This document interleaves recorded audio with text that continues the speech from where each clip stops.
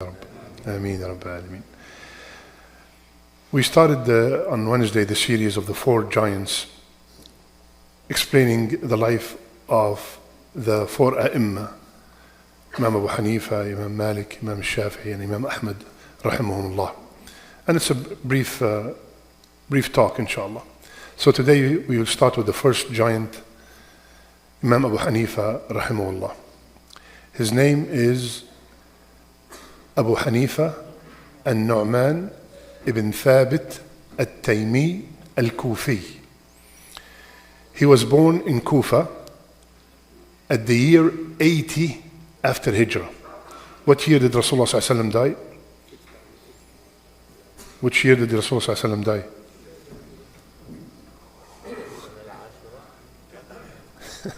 اختلف العلماء. What year did Rasulullah ﷺ die? Anybody? 13, 11? 11. So he is the closest to Rasulullah ﷺ. And he is honored among all four to be called a tabi'i. What's the definition of a tabi'i? Or before that, what's the definition of a sahabi, a companion? A sahabi is a person that saw Rasulullah sallallahu alayhi wasallam, believed in him, and believed in him means followed him, and died as a Muslim. Because many people saw him, did not believe in him, and many people saw him, believed in him, and rataddu, they left Islam. Right? So the Sahabi is a person that saw Rasulullah sallallahu alaihi wasallam, believed in him, and died as a Muslim. Now Tabi'i is a person that saw a Sahabi and died as a Muslim. Who did he see? Abu Hanifa, rahimahullah. He saw Anas radiallahu anh, the khadim of Rasulullah sallallahu alaihi wasallam. So that's why he was called a Tabi'i. And why the Tabi'i is honored? Because Rasulullah ﷺ said, خير أمتي قرني والذين يلونهم والذين يلونهم. The best of people are my generation, and the people after them, and the people after them. So these are the best of generations, and Abu Hanifa rahimahullah is one of them. His father Thabit used to be a very well-known merchant in Kufa, and he was very well off also. As a matter of fact, when he died, he left Abu Hanifa, because he was his only child, 200,000 dirham. To give you an idea, at that time, for 3 dirham, you can buy a sheep. How much is the sheep now? 300? 400 is slaughtered مع لحمة وشغلات وقصص. $300. Let's say $300 to make it calculation easy. $300. Calm down, Ghulam Habibi. He wants to sell sheep now. We are arguing about the price. So let's say $300. That means 200,000 times 100. Who's good in math? 20 million? 20 million, right? So $20 million. So this is how rich was his father. So subhanallah, he took 4,000 riyal, to 4,000 dirham, and he gave the rest for people who are seeking knowledge. One day, Imam al-Sha'bi, he was the same, he was contemporary with Imam Abu Hanifa. He told him, who do you visit? To Imam Abu Hanifa. He said, Wallahi, most of the time in the marketplace. He said, no, that's not what I meant. Which sheikh do you sit with? He said, Wallahi, I don't visit the shuyukh much. He said, you look like a very smart person, very bright person. Don't be heedless. Go find a circle of knowledge and join it. Subhanallah. Imam Abu Hanifa, I'm quoting him, he said, that statement was the change of my life. I left the marketplace and I joined the circles of knowledge. Pause 1 second. Every time, ya akhwan, or any time you see someone that is bright, a child, a young man, a youth that is bright in any field, A word of encouragement from you costs you nothing, but it could be a life changer for that person. One word you said. Look, who are we talking about? Imam Abu Hanifa. Listen to this. Imam Bukhari. How did he start? He said, I was sitting with Imam Rahaway, and he looked at me and he said, Ya Bukhari, why don't you collect the ahadith, the authentic ahadith of Rasulullah sallallahu alaihi wasallam, and put them in one book? Look at this statement.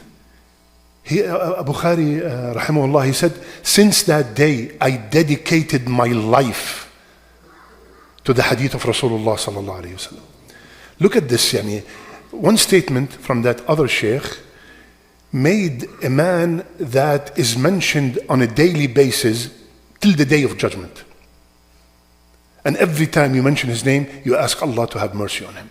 So when you see something, start with your child. Sometimes we see our child is good in something that we do not like. What is this? This doesn't bring money. Leave it alone. He's very bright in this. بس يا عمي ما بتجيب فلوس.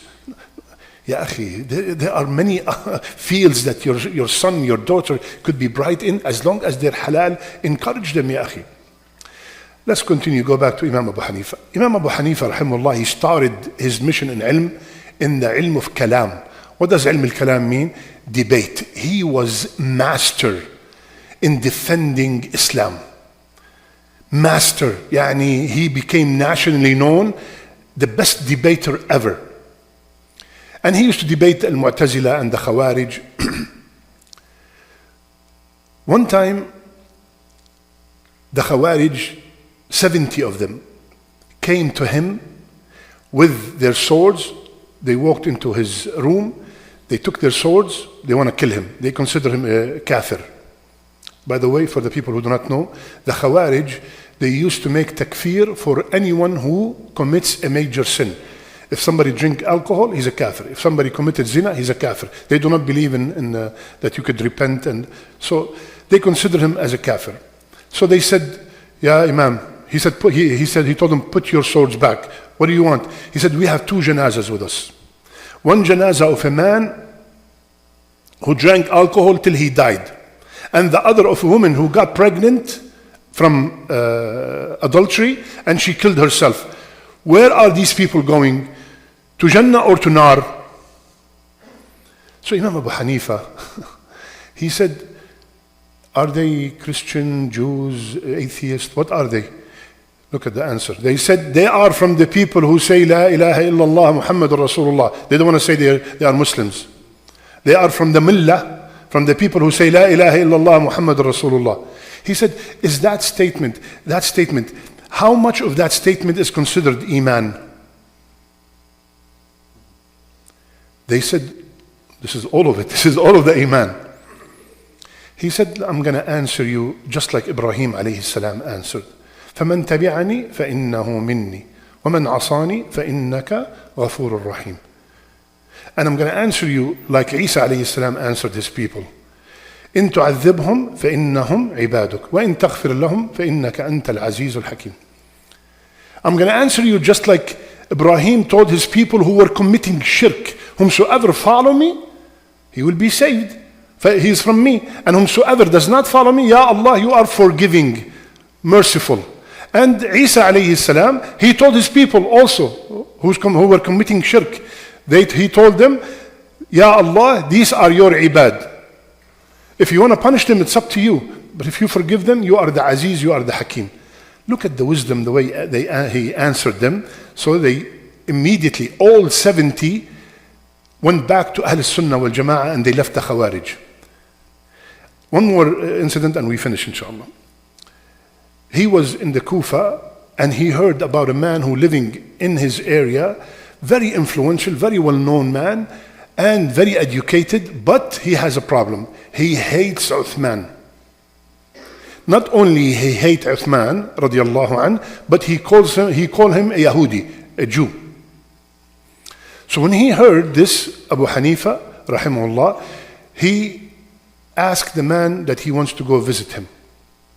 So he went and visited the man, and he told him, I heard that you have a a daughter for marriage? He said, yes. He said, I have someone for you, Hafiz li Kitabillah. He is a Hafiz of the Quran. And he's very well known in the community that he recites the whole Quran in Qiyam in one rak'ah. And he spends money left and right fi sabilillah. But he has one problem. He said, what's the problem? This is Allahu Akbar. This is my dream for such a person. What's his problem? What could be his problem? He said, he's Yahudi. He's Jewish. He said, A'udhu Billah. No way I would give him my daughter.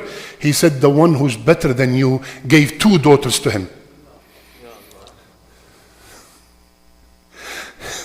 The one who's better than you and better than me gave him his 2 daughters to Uthman. So stop it. Since that day, the man fell in love with Uthman. I just want to give you a glimpse of what kind of man is Imam Abu Hanifa rahimullah. After that, Imam Abu Hanifa, I will give you this and then we'll continue next week inshallah.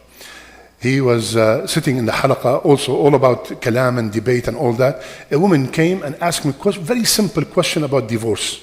He did not know how to answer. And by the way, all of this, he's 20 years old. He was 20 years old. He did not know how to answer, and he sent her to the halaqah of Hamad. It was next to him. And he told her, when you finish, come back and tell me what was the answer. So she went and asked and came back and told him the answer. And he said, since that day, I left ilm al-kalam and I focused on fiqh, and we will continue on Wednesday, inshallah. Jazakumullah khair. Assalamu alaikum.